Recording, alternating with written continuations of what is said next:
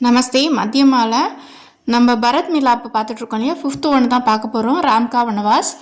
भरत की सेना चित्रकूट के पास आ पहुंची. भरतोடைய சேனை चित्रकूटக்கு नियरबाई வந்து சேர்றாங்க.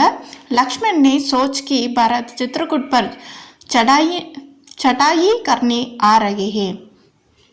சண்டை போடுறதுக்காக வரான் அப்படின்னு சொல்லிட்டு லக்ஷ்மண் வந்து திங்க் பண்ணுறாரு. वे तुरंत रामचंद्र के पास गए और बोले. उन्हें राम किटा पे சொல்றாரு, भरत हम पर आक्रमण करने आ रहा है. நம்மளை வந்து அவன் தாக்கிறதுக்கு வரான் அப்படின்னு சொல்லிட்டு சொல்கிறாரு. மேம் அபி ஜாக்கர் பரத் அவர் உஸ்கி சேனாக்கோ மாறுங்க. நான் போயிட்டு அவங்க சேனையை அவங்க படையெல்லாம் நான் கொன்னுறேன் அப்படின்னு சொல்கிறார். फिर आपको अयोध्या का सिंहासन பிட்டாவுங்க. நீங்கள் அயோத்தியாவில் போய் என்ன பண்ணுங்க, ஆட்சியாளலாம் உட்காரலாம் அப்படின்னு சொல்கிறார். ராம்னே லக்ஷ்மண்கோ சாந்திக்கியா.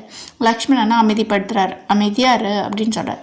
உன்கோம்னே கஹா கி பரத் முஜே வாபஸ் லே ஜானே ஆ ரஹா. பரத் எதுக்கு வரான், என்னை திருப்பி கூட்டு போக தான் வரான், சண்டை போட வரல அப்படின்னு சொல்லிட்டு சொல்கிறார்.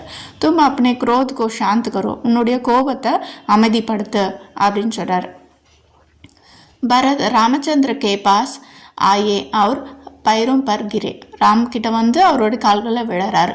राम ने भरत को उठाकर गाली से लगा लिया.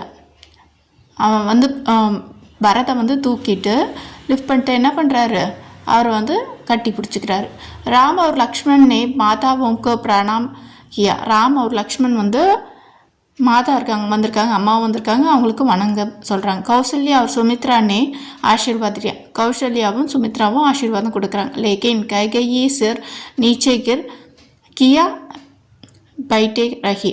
ஆனால் வந்து கைகையை தப்பு பண்ணியிருக்காங்க இல்லையா, அதனால் அவங்க தலை குனிஞ்சு நிற்கிறாங்க. இந்த 15 பாயிண்ட்ஸ் மட்டும் படிச்சுக்கோங்க. இதுதான் வந்து ராம் கா வனவாஸில் இருக்குது. இம்பார்ட்டன்ட் புக்கில் இருக்கிறதா நடத்துகிறேன். சரிங்களா, 5மே டெஸ்ட் எழுதணும். ஓகேவா?